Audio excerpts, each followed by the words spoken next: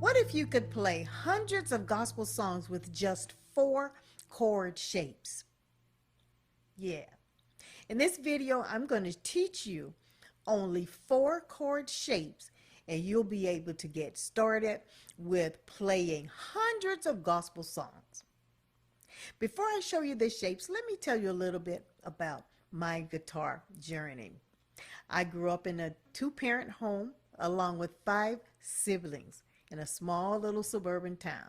Okay, Daddy did not teach music from school, but he was given the gift to hear and to play self-taught guitar and Vassapro.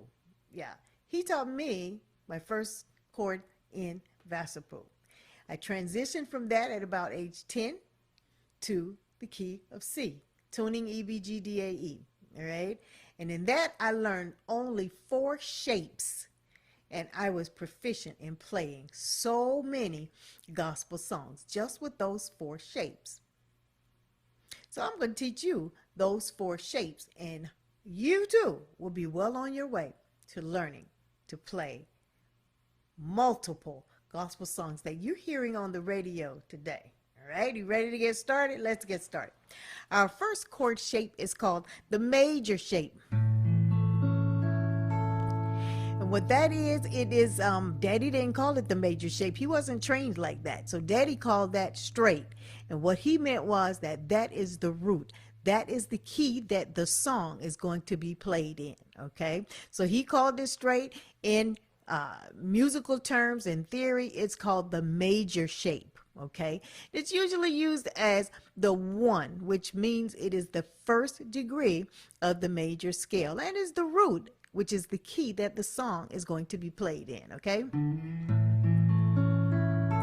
All right, that is the shape. Let me show you how to make that, all right? You use your first finger, this finger right here, that's your first finger. You're going to cover all 6 strings on your 5th fret because we're playing in the key of A, okay? So all strings will be held with your first finger, all right? Your middle finger is going to be on your 3rd string, which is your G string, holding in your 6th fret, all right? Your ring finger is going to be on your A string, which is your 5th string, in your 7th fret, and your pinky is going to be in your 7th fret on the 4th string, which is your D string, all right? Let's do that again. Your first finger is going to cover all 6 strings in your 5th fret, that's your A fret. Your middle finger is going to cover the 3rd string only, which is your G string, in your 6th fret. Your ring finger is going to cover your A string, which is your 5th string, in your 7th fret, and your pinky is going to be on your 4th string, which is your D string, in that same 7th fret, all right? And this is what it's going to sound like. Hear that? Clear, crisp sound, okay? And that's what you want to achieve with every chord that you learn. You want to make sure that every string that you're playing is clear. You don't want this sound.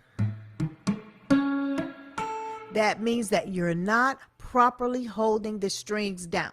Now, my thumb, see my thumb? My thumb supports the neck of the guitar. So you've got to figure out a comfortable place to place your thumb. I use my thumb is catacorn. It's not straight up and down. It's turned to the side like that. You see, it's not straight up. So, but you find your comfortable place for your thumb, right? It's going to support you in making the rest of the chord. All right, so let's do it again. Yeah, that is your major shape. Okay, we're dealing with shapes, all right? And that shape can take you all the way up the neck, all the way down the neck. That shape in this 5th fret is your A. This same shape in your 3rd fret is your G. This same shape in your 7th fret is B. See? So that shape can take you throughout the neck of your guitar, right? Now, what I need you to do is to practice this at least 10 to 15 minutes a day until you've got a clean, clear, crisp sound for that chord, all right? Because this is a very important chord. This is your root. This is your home. This is your one, okay? So it's very important that all the steps, all of the strings are properly heard, okay? They each have a place in the song. Then you can practice some different rhythms with that same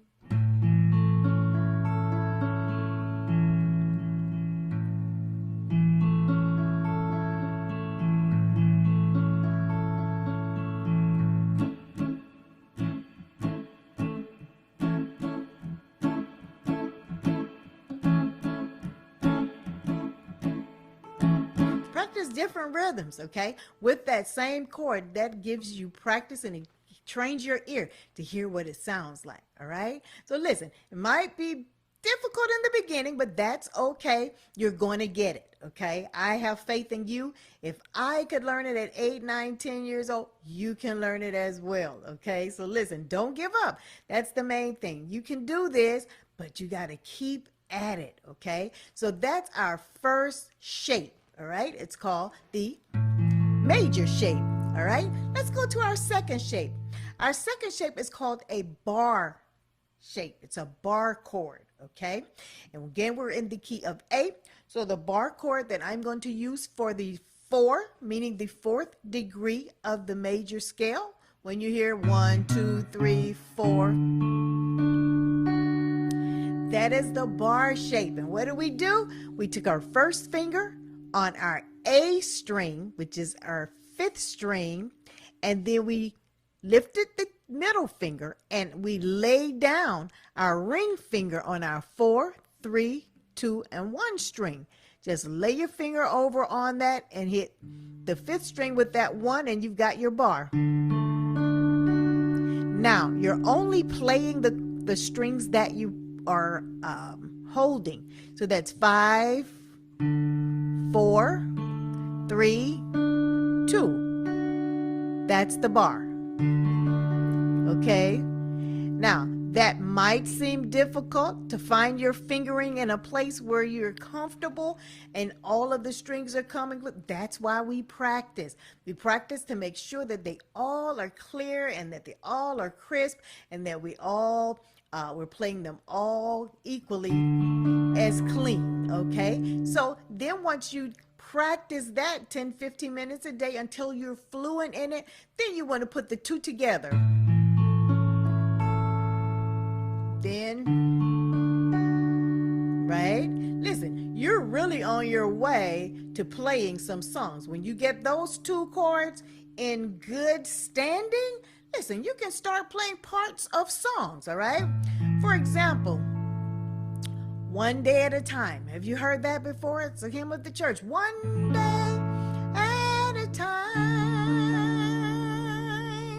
sweet Jesus. Okay, that's all I'm asking of you. You see, that's 1 and 4. The 1 and the 4. Okay, back to the 1. See, you're already on your way. Let's go to number 3. The third shape is what I call the E7 shape. That is your 5 in the major scale for A. Okay, that's the 5th degree of the major scale. All right, so what you're doing, how are you recording this? How are we recording this? We take our ring finger, and we place it on the 5th string, which is your A string, in your 7th fret. All right, then you take that middle finger and you place it on your D string, which is your 4th string, in your 6th fret, right? And you take that pinky and you place it on the G string, which is your 3rd string. And then your first finger, you're just holding 1 string, your B string or your 2nd string in your 5th fret, all right? All right, let's do that again. Your ring finger is on your 5th string or your A string in your 7th fret. Your middle finger is on your fourth string or your D string in your sixth fret. Your pinky is on your third string or your G string in your seventh fret. And your first finger is on your second string or your B string in your eighth fret. And together they sound like this. All right? That is used for your 5 in the key of A. So we got the 1, which is the major shape. Then we got the 4, which is your bar chord. Then you've got the E7, which is your 5 in the key of A, right? So now you're really on your way to playing lots of songs, okay? Amazing grace, how sweet, bar, the, back to the 1 sound. You see? You got it. Come, Jesus, come. We've been waiting so long. And I don't know all the words. Da-da-da. There's the 5. Da-da-da-da. Got it? So listen, you're on your way. I'm telling you, you're on your way to playing hundreds and hundreds of songs, but you got to perfect the chords. It's going to take time. You may not be able to do it overnight, but listen, knowing that you can do it, and once you perfect it, you're going to be able to play so many songs. That's your motivator, right? So what you're going to do, you're going to practice every day, clear chords,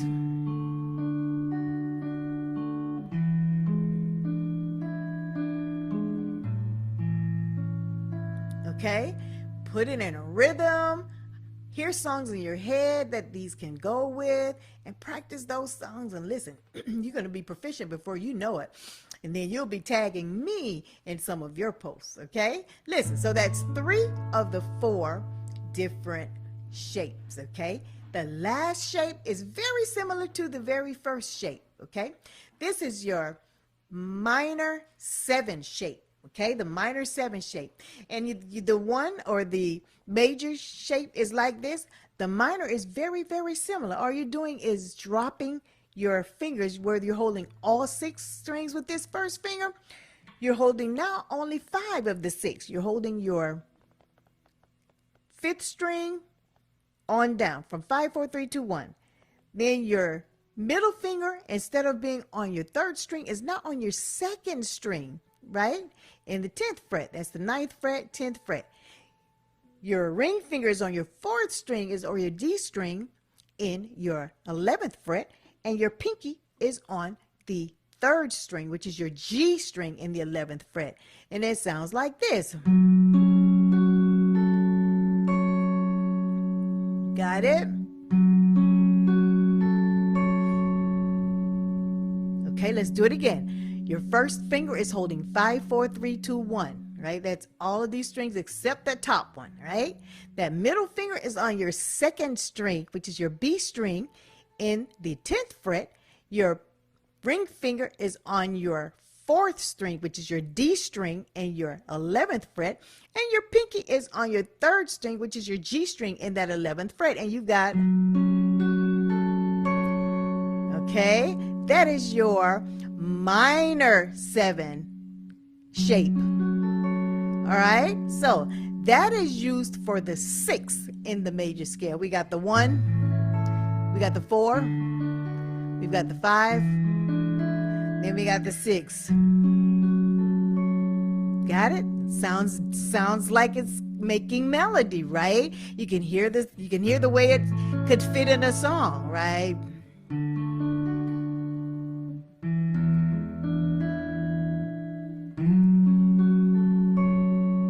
Okay, so listen, what do we do with these? We got 4 different shapes that we can play in songs, okay? And then let's go back to the one day at a time. One day at a time,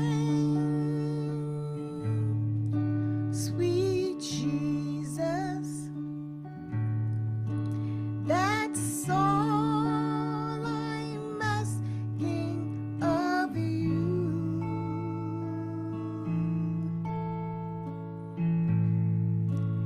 Just help me to stay 5. Show me the way, one day at a time. See, you just learned your first song. You just played your first song. Just 4 shapes and songs. And I'm going to list a list of the songs that you can play in the key of A with those same shapes, okay? Listen, I hope this is helping you, and I hope you will be great at what you do, and see you in my next video, okay? God bless.